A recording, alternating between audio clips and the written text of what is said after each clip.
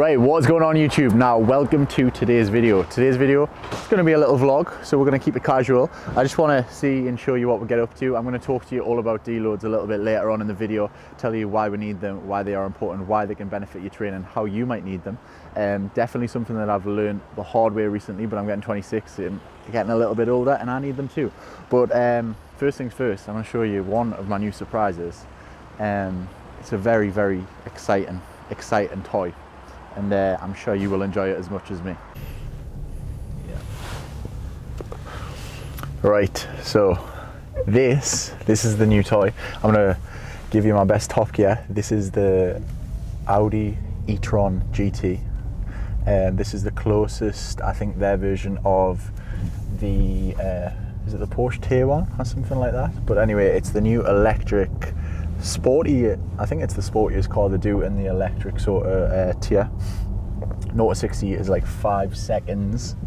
I've been trying to learn a lot about it to try and give you some facts, but we're going to show you a little bit more and hopefully there'll be a little cool montage. I've got 240 miles of range before I need to charge it, so I don't know if that's a lot or not. I've got it, it is ridiculously fast. I mean, I'm not going to give you any facts there, but it is ridiculously fast. You put your foot down and this thing absolutely takes off. I mean, the custom interior, the way it looks, some of the steering wheel and the electronics and stuff like that is insane. I'm pretty sure this is the one with all the bells and whistles on, and Audi in Newcastle have been kind enough to give it to us for the weekend. It is not my whip. It is not my whip.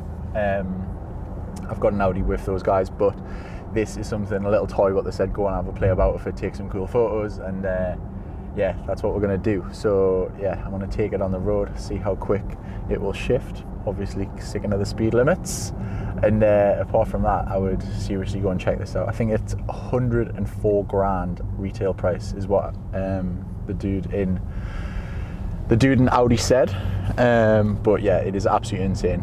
Cue little Audi montage.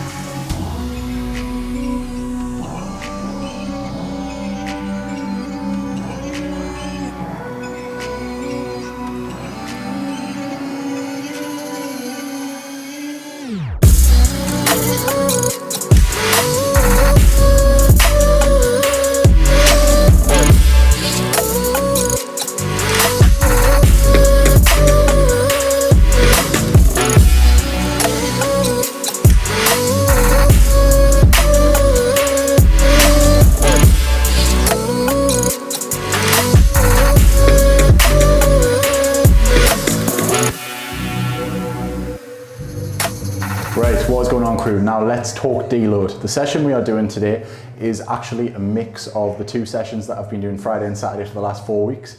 I have absolutely caned it in terms of the training program that I've been following. So last week was the 4th week. I finished with a max effort set at 160, which was 10 or 11 reps, I think. I'll put it on the screen somewhere here.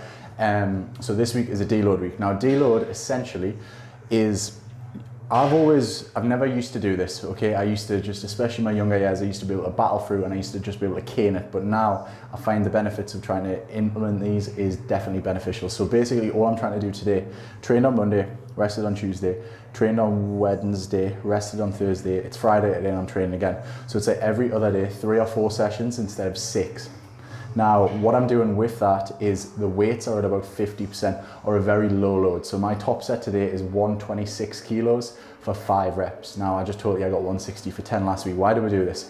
Because next week and for the next 4 weeks, I should be able to push that up. So everything today that you're gonna see, it'll be a little bit weird. I'm not really trying too hard. I'm not putting in too much effort. I'm going way, like, not even getting anywhere near failure. And usually my volume is about 3 to 4 sets per exercise, maybe even 5 sets, everything is halved.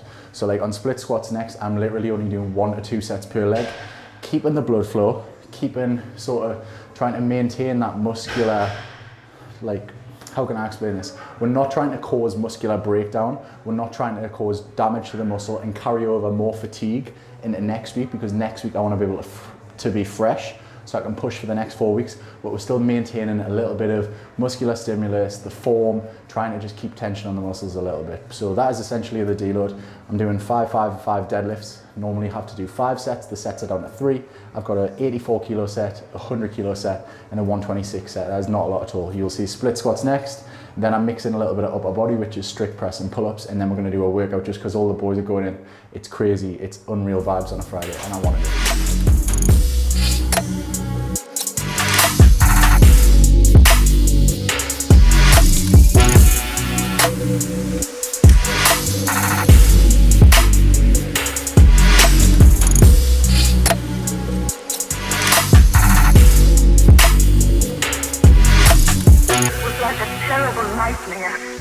Even now, I sometimes wake from a dream and find myself shaking from the memory of it. I'll never forget when I first saw him. A man so monstrous, so unhuman, that I refuse to think it could ever happen again to anyone else. But who can be sure? Others have had the same idea? Oh, yes. So I've learned the hard way. Obviously, after every single month, every single couple of months, I used to find myself being burnt out, picking up injuries, picking up niggles, a lot of fatigue and a lot of stress, just having sort of mediocre sessions and actually not progressing. Now, one thing that I've implemented for the first time ever, and what do you know, I'm actually making progress, is deloads. So essentially, what is a deload? Deload is, you can do this a couple of different ways. Essentially, across the week, what I did instead of my regular 5 to 6 training sessions or training days per week, I normally only have 1 to 2 rest days. I actually had 3 rest days, maybe even 4. But the 3 sessions that I did do, so I did a lower body session, an upper body bias session, and pretty much a full body session. I did 50% of the load and 50% of the sets. Now, this was actually recommended to me by the guy that is writing my training program. I'll put his Instagram here, you can go and check him out. He's actually a sick coach and is the training program that I've been following right now, or at least for the last 8 weeks. And that was the advice that I got, and I've taken it, and what do you know, it has actually helped and benefited me. So for example, if you were going through a training session, let's just say you've got a classic leg day, squats, deadlifts, lunges. If you normally do 5 sets of each, you would do probably 2 sets, maybe 3 sets, but not on all of the exercises, and you would use 50% of the load. Now, it keeps you fresh, it keeps you actually still squatting, still mobilizing, still keeping a little bit of muscular tension on the muscles, and it's just enough to maintain what you've got without adding any more fatigue, without adding any more stress to the body, and just basically allowing you to pull back a little bit, take your foot off the gas. So for the next 4 to 8 week cycle, whatever I go on, then I can push a little bit harder. So highly, highly beneficial. But what are the benefits? Like I just touched upon, major benefits. It's going to reduce cortisol levels, which is your stress hormone, reduce stress in general. It's going to allow you to chill out mentally a little bit, because there is a lot of mental stress with psyching yourself up for max effort sets and hardcore training all the time.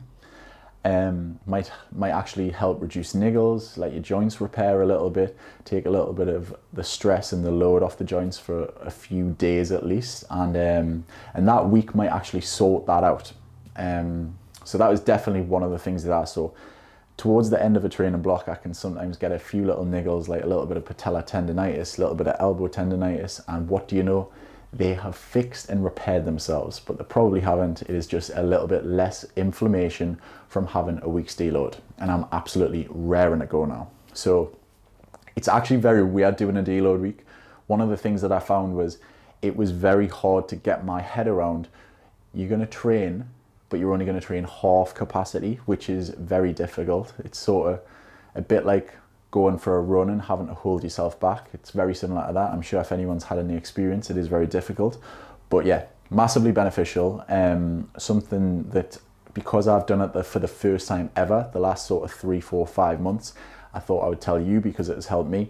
And it is definitely something that I've now included a lot more in my training programs. I've done it for a lot of people in the past, but I've been very naive in myself and being like, oh, I'm okay, I can push through it, when really, yes, I can push through it, but it might actually make all of the sessions just a mediocre intensity, and it's actually benefiting me way more by implementing that deload week.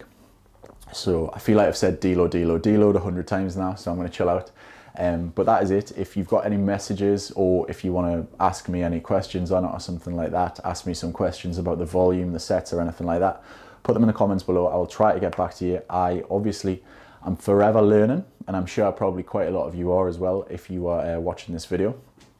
And I think apart from that, have a little bit of a deload.